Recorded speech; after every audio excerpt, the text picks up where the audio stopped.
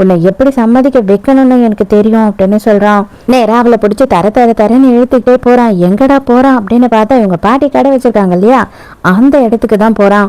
பாட்டி கடலை மிட்டாயெல்லாம் வித்துட்டு இருப்பாங்க போல. நேரம் அங்கே போயிட்டு எனக்கும் என்னோட கேர்ள் ஃப்ரெண்டுக்கும் கடலை மிட்டாய் தெரியா பாட்டி அப்படின்னு சொல்லி கேட்குறான். அவங்களும் ஹாப்பி ஆகிட்டு நிறைய வாங்கிக்கோப்பா, எனக்கும் காசு நிறைய தேவைப்படுது அப்படின்னு சொல்கிறாங்க. இவ ப்ளீஸ் தயவு செஞ்சு அவங்கள எதுவும் பண்ணிடாத அப்படின்னு சொல்லி கெஞ்சிக்கிட்டு இருக்கா. அப்பனா அதுக்கான முடிவை நீ தான் எடுக்கணும் அப்படின்னு சொல்கிறான். என்னால் கல்யாணம் மட்டும் பண்ணிக்க முடியாது, உன்னை யாருன்னு எனக்கு தெரியாது அப்படின்னும் போது கரெக்டாக கன் எடுத்து பாட்டியோட நெஞ்சுக்கு நேராக குறி வைக்கிறான். ஹீரோயினுக்கு என்ன பண்ணுறதுன்னே தெரியல. நீயா சீக்கிரமா உன்னோட முடிவை சொல்லு அப்படின்னு சொல்றான். வேற வழி இல்லை இல்லையா, அதனால ஹீரோயினும் ஒத்துக்கிறா. ஒரு வழியா ஹீரோக்கும் ஹீரோயினுக்கும் கல்யாணமே முடிஞ்சது. அந்த லைசன்ஸை யாரா பாத்துக்கிட்டு இருக்கா அப்படின்னு பார்த்தா இந்த ஆள் தான் ஜோஷியர் போல. இவர் என்ன சொல்றாருன்னா, நல்லதா போச்சு, கல்யாணம் முடிஞ்சிடுச்சு, ஏன்னா நமக்கு நேரம் குறைஞ்சிக்கிட்டே வருது அப்படின்னு சொல்றாரு. அந்த ஆள் என்ன சொல்றான் அப்படின்னு பார்த்தா, நமக்கு நேரம் குறைஞ்சிக்கிட்டே போகுது, இந்த 3 விளக்கு இருக்கு இல்லையா, இந்த 3 விளக்கு 1 வருஷத்துக்கு உனக்கு கேரண்டியா இருந்துக்கிட்டே இருக்கும், இது அணையாம நாங்கள் பார்த்துக்குவோம்.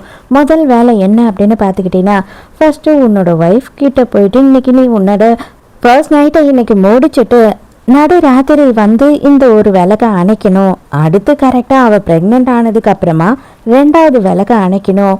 7 மாதம் கர்ப்பமாக இருக்கும் போது 3வது விளக்கை அணைக்கணும். இதை நீ பண்ண ஆரம்பிச்சுட்ட முதல் விளக்கை அணைச்சிட்டினாவே அவளுக்கு அந்த உன்னோட சாபம் எல்லாம் போயிடும். அதுக்கப்புறமா நீ உனக்கு பிடிச்ச பொண்ணை கல்யாணம் பண்ணிக்கலாம், அவளுக்கு எதுவுமே ஆகாது, உன்னோட சாபம் வந்து அவளை பாதிக்காது அப்படின்னு சொல்கிறாரு.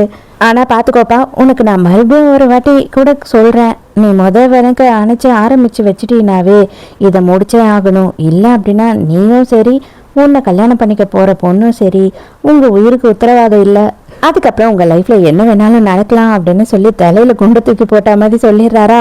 இவனுக்கு கொஞ்சம் பயமாயிடுது. இல்லை நான் இந்த சாபத்தை வந்து முடிச்சு வச்சே ஆகணும் அப்படின்னு சொல்கிறான்.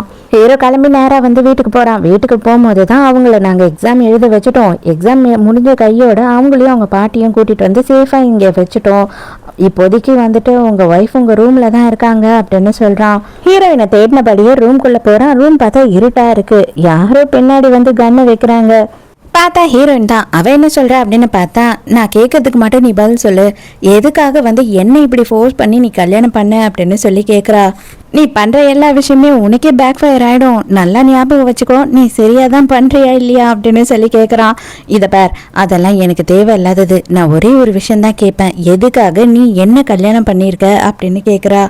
இவன் தான் கேங்ஸ்டர் ஆச்சு, இவனை சமாளிக்கிறது கொஞ்சம் கஷ்டம் தானே. டக்குன்னு இழுத்து அவளை பெட்டில் போட்டுடுறான் பாவம்.